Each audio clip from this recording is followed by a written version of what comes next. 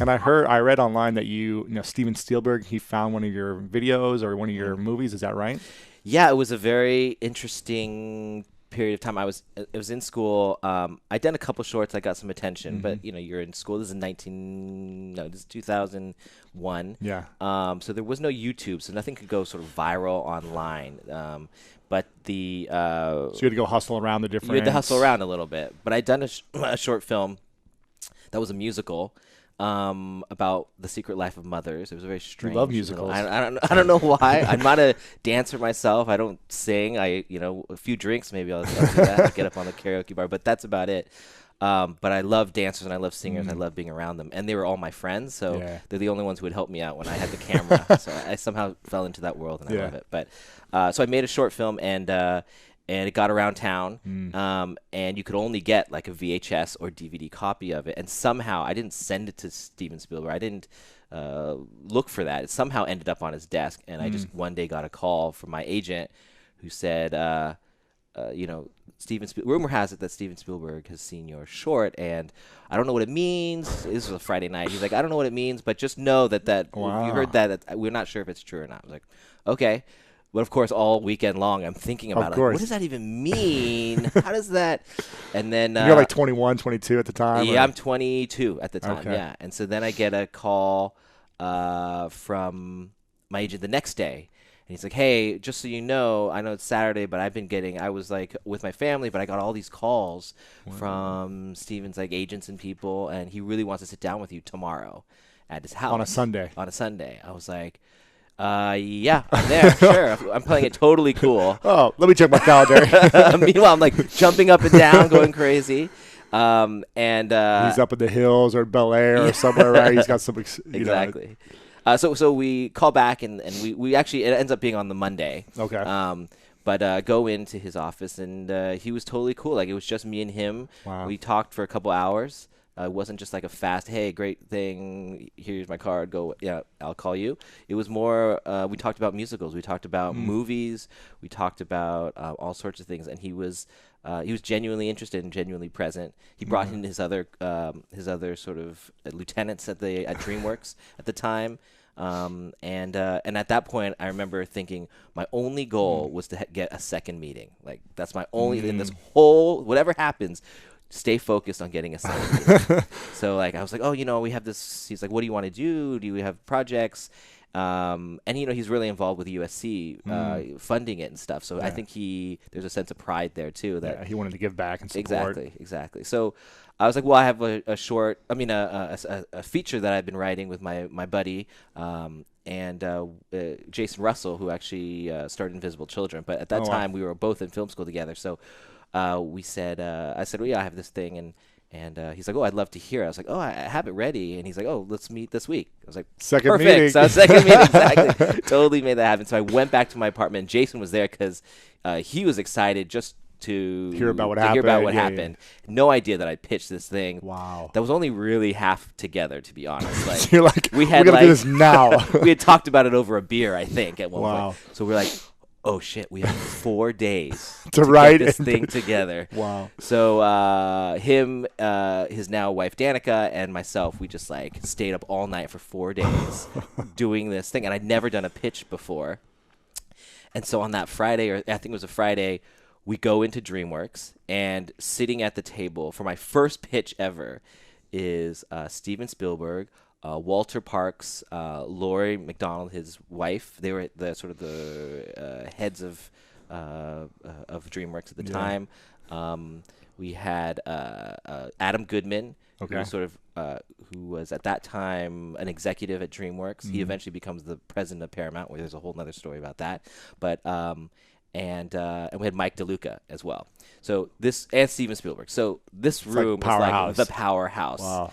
And so we come in there, these little, these young, never done a pitch before, and we bring in this chest of costumes and pictures, and so we start pitching the story. And every time we go to a new scene, we have pictures and hat changes and costume changes. Wow. I mean, it is the most ridiculous thing. They're probably like, who are these guys? Yes, it's like the scene in Moulin Rouge where they're like putting on the outfits and they're running out and coming back in.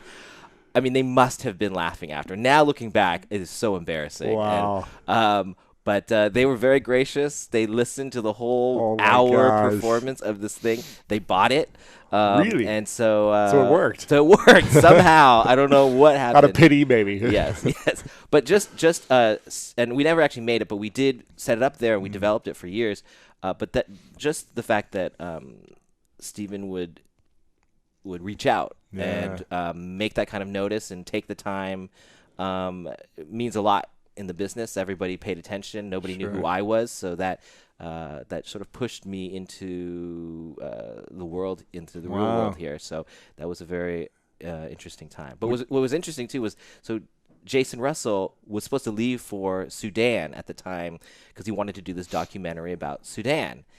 This was before Invisible Children, where he started. It was about Ugandan children. So I was like, why are you leaving right now? We just pitched to Steven Spielberg. He's like, I am meant to go right now. I know. I'm like, he's like, I went to film school. Obviously, this is our dream, but I'm like, I feel like I need to do this trip. Yeah. I feel called. And I was like, okay, bro, but this is the whole, like, you go to film school to get this opportunity. To get Steven Spielberg to be on your team. Yeah. Totally didn't understand him leaving, but he left. He's like, just keep me updated. And while he's there, I call him when our deal closes. I'm like, dude, we got it. We're doing this. I was like, come back. He's like, I just met these kids in Uganda, and I made a promise to them that I would tell their story, and I can't leave. Oh, my goodness. And that's sort of what started Invisible Children and that sort of 12, 13-year journey of them. And so for me, seeing how that company was born was two paths sort of diverged in a moment, and that's how I know. That's why I love Jason so much and know his heart and all that stuff. But it was very interesting because we started the very same place of a film school, and we get along creatively and all that stuff. He did this obviously thing for his bigger purpose, which is great. But he could have been a big director like you if he would have stayed in it, and you guys would have made movies together, or he would have done his own thing. Exactly. It's interesting. It's interesting that he would have the courage to leave and go do something he had no idea what was going to come from when he had the biggest opportunity of his life. It was insane. It's an insane decision, and I wish I'd filmed that moment. I wish other people could have seen those conversations because I had no idea what he was talking about. I'm like, you're going to go to this unknown and make this promise to a kid that you met that you don't know, a little town that you don't know, and do you know how long that could be? And do you know that you probably won't even be able to fulfill that promise? Wow. And he's like, yeah, but I have to try. And that was it. It was very simple for him. There was no like, ooh, maybe if I. He was like, no, there's no way. Amazing. That's inspiring. That was really inspiring. I always think about that moment in my life when those things come up, even when little things, not even things that big, although that didn't feel that big at that moment of him making that decision, other than you're losing a huge opportunity. Yeah. But though you realize those little choices, the way you see the world or the way you see your path can affect your whole life. And so I always think about how brave he was to do that. That's cool. Sure. Do you think that you'd be where you're at now if you didn't have that opportunity with Spielberg then? You'd be making features and doing everything you've done, or is that kind of the catalyst that really... It definitely was the catalyst to get me into the studio world. I don't doubt that I wouldn't be making movies. Maybe it wouldn't be movies. Maybe it would be TV shows. Maybe it would be wedding videos. Maybe it would be whatever. But since I was in third grade, I've always made movies on my own. Yeah. And that I know for a fact, whether getting paid for it or not, I would always do that, and I will always do that in the future. Yeah. My movies may all bomb, and I may never get another movie in Hollywood ever again, but I know I'll still be making stuff. Right. That's just in my nature, and that's just what I'm doing. And I think I read online that your parents, you grew up in San Francisco area, right? Yeah, Palo Alto. And your parents would give you the camera to like film going on vacation or whatever, but you decided to like make movies instead of filming like the moments that you're supposed to film, right? Yes. Yeah, I mean, when you give a kid a camera, what are you supposed to do? I'm just bored on these vacations. They were so great. They came from China. My mom came from Taiwan into the Bay Area. They didn't know a word of English. Wow. And they wanted to give everything to the kids. So they met in the Bay Area, but they started a little restaurant. It's been there for 46 years now. It's like a famous restaurant now, right? Yeah, it's been there for so long. What's it called? It's called Chef Chu's. It's in Los Altos, which is next to Stanford. And so at the center of the Silicon Valley before it was called the Silicon Valley, and they grew with the neighborhood, and we got the benefit of growing with that neighborhood as well, being in that environment where the engineer was celebrated. Nobody was rich and famous. It was just about like, what are you making and how is that changing the world, or how is that affecting how we live? Yeah. And they were crazy ideas, from people riding around in electric cars in the 90s to people bringing in software. You could see them working at lunch, right, at their desk. And I got the benefit of having, they would find out, oh, Chef Chu's son likes to make these home videos. We have this computer that we're working on now that can do like dissolves and interesting things with video. And so they would bring in their beta computers, and Adobe would bring in their software, all like testing mode, all beta mode, with no manuals, and they would give it to my dad to give to me. And you'd be like editing videos on there. Literally, I would just have to sit there and be like, how do I do this? And figure it out. So I was ahead by a lot in those times. And that was, you're sort of grown by your community. That was definitely something that was very rare and weird. And looking back, I just was very lucky to be in that environment at the time. But they gave, my parents were always giving to the kids. I'm the youngest of 5 kids. And they said they never let us work at the restaurant. Really? They always said they didn't want us to get used to fast cash. They were like, do everything we couldn't do first. Like, go after the things that you won't be able to do later one day, possibly. Just, like, explore. And so they put us in music classes, dance classes. I did animation school. I did theater. We did sports camps. We traveled. So every year we would travel as well. And that's where where I got the video camera at first. Amazing. And then would make little mini movies with my brothers and sisters who didn't really want to be in the movies. You're like, we're doing this. Yeah. And I had a lot of toys. So I am convinced that my toy collection, I get passed down all the toys from my brothers and sisters. Yeah. And I would figure out ways to convince my parents to get me that extra special toy. And I'd have week-long adventures in my backyard. Wow. And I'm convinced that that's where I actually learned filmmaking and storytelling. Amazing. So. What is it about film that you love the most? Is it the idea creation of, I've got this idea for a great story? Is it the actual filming? Is it working with the cast and the crew? Is it the post-production? Is it when it's finally out there and you get the reaction of the 13-year-old girls who are watching Justin Bieber movies screaming, crying next to you in the movie theater? You're like, how did I create something where people are crying their eyes out, Yes. Something, before you answer that, I watched the Never Say Never movie 3 or 4 times, and every time I cried, man. Nice. During the grandparents section, Yes. I was like, this is unbelievable what this kid has gone through. You should have seen me behind the camera. I was also He's crying. like shaking, you're like, ah. Yeah, luckily I wasn't holding the camera. But no, those moments are really genuine in that. And I genuinely grew to love the kid, because I can't call him the kid anymore. Right. The man, Justin Bieber, because I didn't know that too much going into that movie. Wow. But I wanted to make the movie about someone who didn't know anything about him and learning step by step who this person is. You see this person on YouTube and they come across as, oh, there's just a pop star. But then when you actually go back, you see he's a boy that has extreme talent, and you recognize that boy as someone that either you know or that you were, and you follow him on his journey. And I think that was the inspirational part for me. It's a fairy tale in a way, and it's actually happening in real time. It was unbelievable. I mean, the storytelling, I guess you weren't really telling the story. You were just sharing the story of it. Was just incredible. I mean, the way you put that movie must have hit some big records too, right? Did it sell extremely well? Yeah, it did super well. Made $100 million worldwide, insane. and for something that was supposed to be just a concert movie, we were like, well, let's make a real documentary about this kid's life. Let's make a biography, but the music not just be concert songs, but actually be a musical documentary. So when words aren't enough, the music helps tell that story. We recontextualize his music that sounds like, oh, that's just about first love. No. It's actually about him, falling in love with the business at that time when he came into LA, or that's about the deal that he made with whatever. So that was really fun to flip his music and say, how would you use that in a musical about his life? And that's how we sort of formatted it. Would you say, what was the big movie you did before that? And I want to get back to, you answered the question in a second, but what was the big movie you did before that? Right before that, I'd done 2 Step Up movies. So I'd done Step Up to the Streets and Step Up 3D. Okay. And so because of my 3D efforts on Step Up, they knew they wanted to do the Justin thing in 3D. So Adam Goodman, who I had met at that original meeting with Steven, had at that point, this was like 4 or 5 years later, maybe 6 years later, become the president of Paramount. And so he had this on his desk, and he had known, and we had always talked about doing a project. We never actually got there, actually making the project. So he called me and said, hey, I have we always wanted to work together. I want you to bring you over to Paramount, but I have this project first that I need help on. And he's like, it has to come out in like 6 or 7 months. He's like, I have no idea what to do with it. And it's in 3D.